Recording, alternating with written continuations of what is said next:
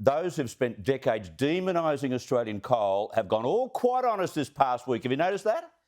Maybe that's because prices for electricity are soaring, gas prices are about to follow suit, and that constant demonising has meant neither industry, coal or gas, is strong enough right now to keep the lights on. You watch. Labor ministers who spent the entire election campaign praising renewables have now drastically changed their tune. All of a sudden, they want more coal. They want more gas produced. Come on, you blokes. Because renewables, even with $7 billion in subsidies per year, can't provide us yet with baseload power. And no one's come up with the document that says this is the date when it can. Australia has basically jumped the gun on a renewable transition, and the prices consumers are being asked to pay will cause all kinds of heartbreak right across this country.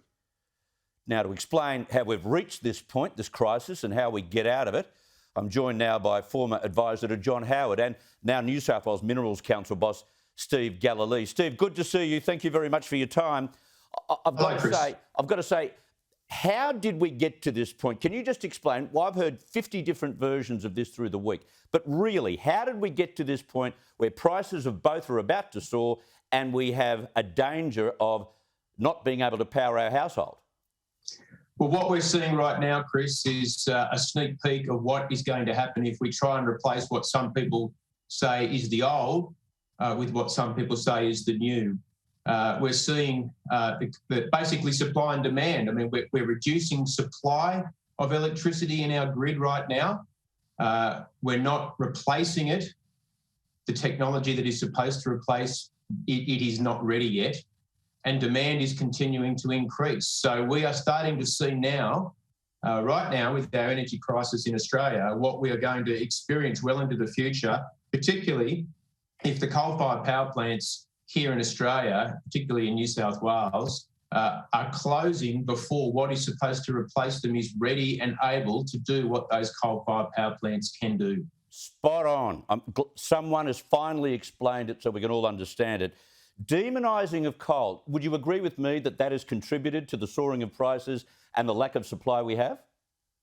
What it has contributed to, Chris, is a lack of supply. I mean, we've got a coal-fired power plant fleet here in Australia, which has suffered from neglect because it's not seen as worthy of investment to keep it running into the future.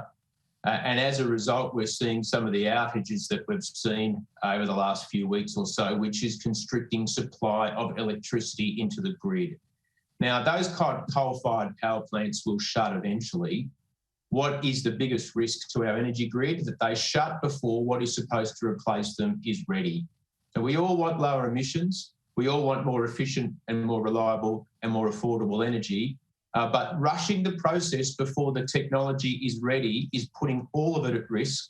And most importantly, Chris, it's probably putting at risk public support for the process itself, because people are going to, there's a lot of goodwill about, what we want to do and change our energy grid and all the investments that is required to do that. And people are potentially prepared to pay a bit more for that because we've got to invest in transmission and all that sort of stuff. But if people can't turn the lights on, or if their electricity bills start to double, that public support for that massive process is likely to dissipate very, very quickly. Yep, and this is our immediate future. When they say, the federal government says, we want to make sure that offline coal-fired power plants are returned to the grid, it is simply not as simple as that, is it? Well, the biggest obstacle at the moment is the power generators themselves need to make sure that the generators that they own are up to the task, and they have been gradually winding them back. And in some instances, as we've seen with Liddell and we saw recently with Eraring and others, the owners of those generators are saying they're going to close them earlier than planned. Now, if you, in the case of Eraring, for example, which was slated for closure in 2032, if the owners say they're going to bring that closure 7 years forward, as they have said recently, that's going to have a massive impact if what is supposed to replace the power that is generated by that coal-fired power plant is just simply not ready. Now, there's a range of reasons why the operators are doing that. They're saying it's not economic. I'm sure there's political pressure that's being brought to bear and all those sorts of things. But in the end, physics has to trump politics on these things. And sure, the transition is going to happen here in New South Wales. And from our perspective, from a coal producer perspective, it's better for our producers, our coal producers who export 90% of their coal overseas. They get a higher price when they export that coal overseas than when they sell it at a massively discounted rate to the local coal generators here. But in the end, people want to be able to turn their lights on. And if those coal-fired power plants here are closed too early, it's putting it all at risk. We need to have an orderly process for this, and it needs to be driven by physics and engineering and technology and not by politics. Exactly. Cut out the virtue signalling and come up with the physics that says on this date we can turn that over into baseload power. One last one. If you were back advising a Prime Minister like you did, what would your advice be to Anthony Albanese today about how to alleviate this crisis?